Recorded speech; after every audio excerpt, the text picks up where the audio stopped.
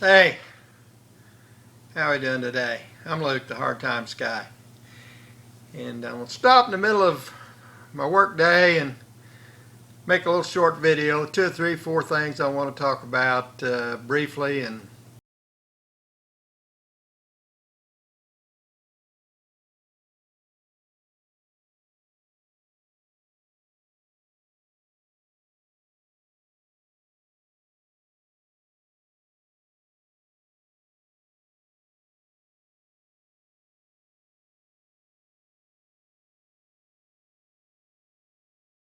first thing before I sat down here, hopefully in this video, you saw some pics of uh, some things that was going on.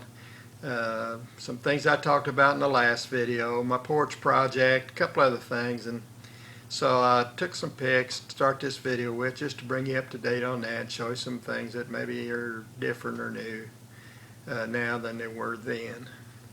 The next thing I want to do, and when this video is released, this will have already happened, but right now it hadn't happened, and I'm working on a project because of that. Julie Crane Sullivan, Julie Sullivan, her birthday's coming up, and Ryan Sullivan, some of you know Sully, he's having a surprise birthday party for her, and I got a terrible conflict there. I don't know whether I can make that birthday party because I got something else going on in my life that I was already committed to, and it's a big deal too. The B&L girls are having they're having a celebration of the state championships of the B&L girls, starting with '83 and going through 1991, 2013, 2014, and 2023. And my youngest daughter is a great big part of that. She's was involved in 4 of those, and she was present as an 8-year-old in the first one when they won in Market Square Arena. So there's an event the night of Julie's birthday party that interferes with me going to Julie's birthday party. I'm going to try to figure out a way to get away and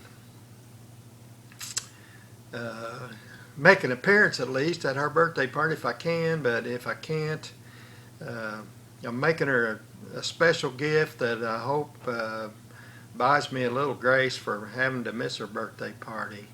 And it's just an old grungy box. She likes old grungy boxes like that, and I'm making a special lid for it. It's going to have her name on it, just framed like this.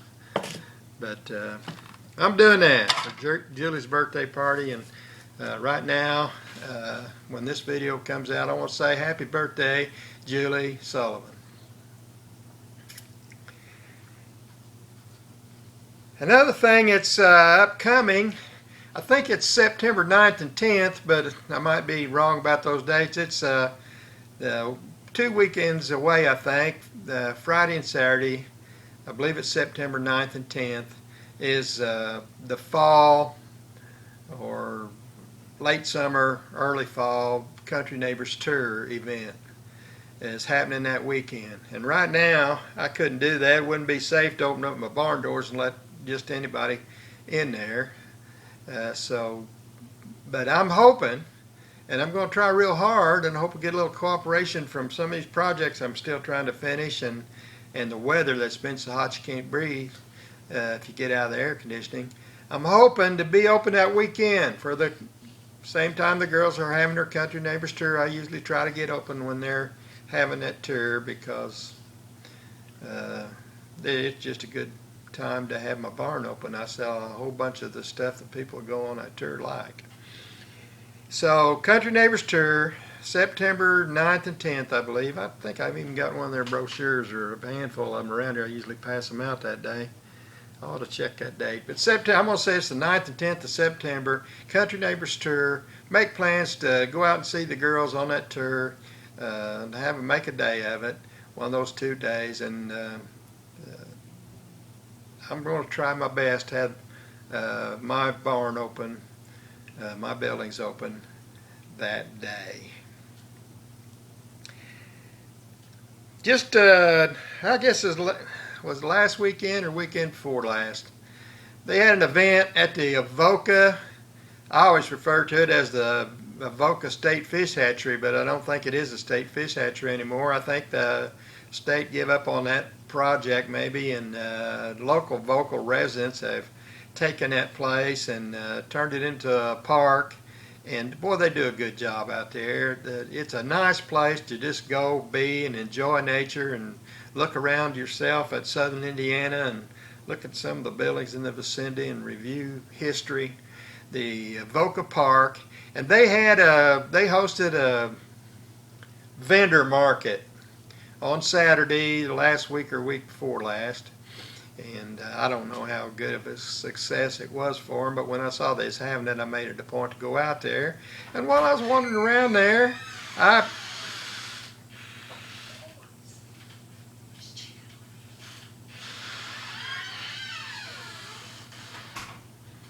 have to edit that out. My sweetheart Betty just stuck her head in the door and said, "Oh, I'm sorry, she didn't know I was shooting a video." She had something to tell me. I'm interested to see what that is, but I'll go ahead with this. I went to the Avoca vendor market and I bought this, and I couldn't help but show it to you. I mean, look at that. That thing right there is the Hard Times guy. I mean, it's just a little primitive hang on the wall cabinet. You know how I love them. It's got incredible old chip dried flake paint on it. I love the paint and the absence of paint that's on this thing. It's very simple. You just got a door. The door's even got the guy that made this, when he made it, put batten board supports on the back of the door to keep it straight, not warp. It didn't need it, but they're there anyway. And a couple of shelves. I bought that thing at the vendor market they had in Avoca. And I want to encourage you, if you get a chance, when they have events there at the Avoca Park, go out there and look around, help them, support their effort there. It's just a good place for Lawrence County to have, and the folks there in Avoca do a good job. Ran into Mike Holmes while I was there, and we talked about some old times. He and I went to the Avoca Baptist Church together when we were kids, and that's where I know the Holmes family from. And we were talking, he mentioned John, and then he apologized to me and said JR, and I said, "That's all right, Mike, I think of him as John too." He said, "Well, we always call him John as a kid. That JR stuff come along later." And I said, "I know that, and I have trouble calling him JR myself." But anyway, Avoca used to be the fish hatchery, now it's a community park. Go out there and support those folks anytime they're having anything going on. And man, look at this. I found an absolute treasure there and bought it at that vendor market. This is anybody knows anything about me knows how much I love this little cabinet. I'm probably going to hang it up in the house, but I'm going to put it to the test, see if anybody else loves it. It'll probably be for sale if I'm open on the 9th and 10th, but after that, once I hang it on the walls in the house or in here somewhere, the price is going to go up on it.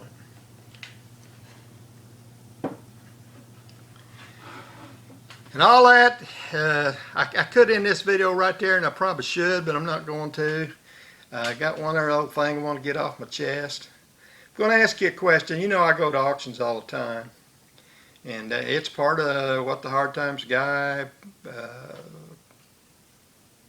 YouTube channel is about, auctions and antiques and the kind of things I do on a regular basis. And I experienced a new level of, I'm not going to use the word that I started to use because it's just a rude word, and I'm trying to improve myself. I'm old and set in my ways, but I'm still trying to improve my behavior just a little bit. And so the word I would normally, there's actually two words I could use. and I use them frequently still, but I'm trying to eliminate those words from using, especially talking about people. So I'm going to say, instead of using those words, I'm going to say, I'll just ask you a question. If you were an auctioneer and your livelihood depended on being a successful auctioneer, and I don't think this particular person I'm talking about, I don't think his livelihood depends on it, but it's a great deal of it, and he's involved in it every week. He's not the main guy involved in it, but he's part of the family, and he's been involved in it, I don't know, for a long time, and he, I'm sure that it's something that he wants to do, wants to continue to do, wants to be a success doing. If you were that guy and you had somebody that for 50 years, well, not 50, that's an exaggeration, 47, 48 years, had frequented, was a regular patron, was a supporter, was there buying tens of thousands of dollars worth of stuff over that time, was there bidding hundreds of thousands of dollars worth of bids over that time. Now, I didn't buy everything I bid on, but because I was there, somebody else paid more than they would have had to pay if I hadn't been there. And they even made a series of videos supporting this particular auction company because their founder and all the people involved in it, great people. And this is just an incident that I digress, and I didn't intend to rant. If you were that auctioneer, would you alienate somebody that had been a patron and a supporter and hundreds and thousands of other people like him, or what it takes to make a successful auction? You got to have patrons. You got to have people come. If you don't have bidders, you can't, if you're an auctioneer and you've been standing there when you had 14 people at an auction trying to get top dollar for stuff, you know how difficult that is. You got to have people that show up regularly and are your crowd and are willing to bid on stuff. Would you alienate that patron, that supporter, over $1? I'm just going to let you answer that question and decide how wise or unwise a business decision that might have been. And I'm going to mention another auctioneer, Kenny Bland. I love that guy. He's a great guy. Another auctioneer with a great family. And Kenny, I always thought his wife was the brains of that outfit. But Kenny had the cowboy hat, and Kenny had the Kentucky Colonel moniker with his name. And Kenny was a good, honest guy. But I saw him one time do the exact same thing over a $2 license plate. $2, this license plate, and the guy bought a stack of stuff for choice. He just left that license plate there and didn't want it, and somebody else that tried to buy it from the guy. I mean, the license plate wasn't $2. The stack of stuff he took was $2, and he left the license plate. And they made a little deal there, and the guy started to walk away with the license plate, and Kenny said, if he don't want that license plate's mine, and I'm going to sell it again, put it back down. And I thought that's the dumbest thing I ever saw, and it did. The guy he did that to was different than me in that he went to every one of Kenny Bland's auctions, had him on Thursday night. This guy went to them every time.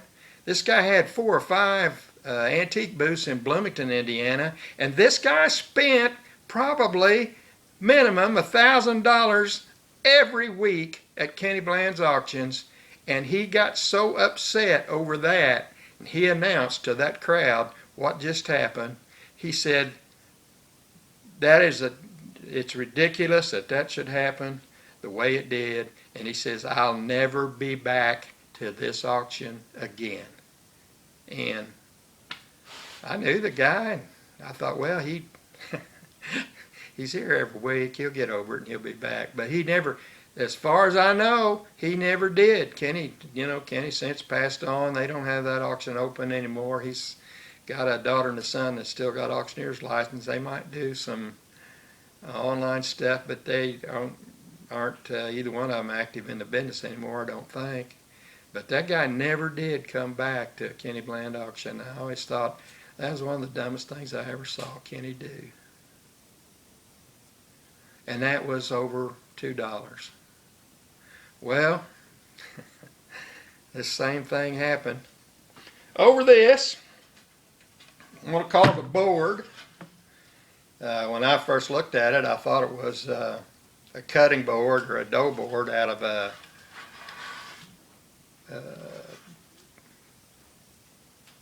flour bin cupboard, but it isn't. What it is one of those boards that was in an old desk, an old flat top teacher's desk or roll top desk, where they got a board like this in a slot above the drawers on one side, and you pull it out and you can set your typewriter on it, or you can use it as a writing place or something like that. That's what it is.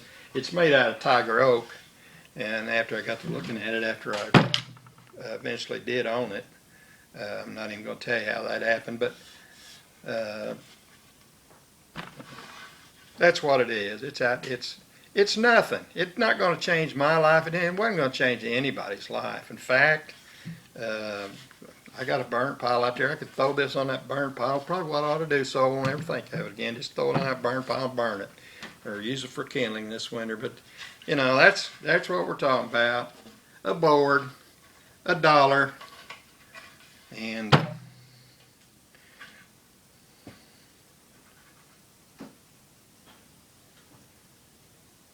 the auctioneer made an issue of it. Actually took it out of my hands after I had purchased it from another person who thought he had purchased it and was going to pay him $1 for it. The auctioneer said, "No, it ain't happening. That's mine. Put it back down. I'm going to sell it." And that's what he did. And I got kind of upset. I'm over it. I was almost over it yesterday. My daughter called me last night and said, "What happened?" She'd heard about it. Enough people talked about it. She was at the auction, but she said, "What happened between you and so-and-so?" I said, "It's nothing. Don't worry about it. It's over with." But then she pressed on, and I told her the whole story. I'm not even telling you the whole story. And I was over it, and I should have been. It shouldn't be in this video. It might get edited out yet. But now that it is in this video, and I've said what I think about it, I am over it. So I'm not going to say I'm not going back to that auction house, because I am. I'm going back. I'll be back a lot of times before I die. And I'm probably going tomorrow. They're having another sale. They're having an unusual second sale this week. Tomorrow, and I'm planning on going if nothing happens. So, anyway, I'm a hard times guy. Hope you enjoyed this video. You have a good day.